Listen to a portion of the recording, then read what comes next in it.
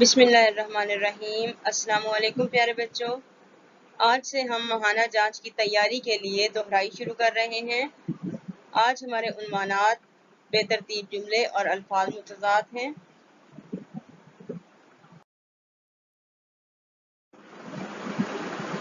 سب سے پہلے بے ترتیب الفاظ کے جملے بنائیں گے ہم۔ آپ الفاظ کو پڑھیے اور خود سے جملوں کو ترتیب دینے کی کوشش کیجیے۔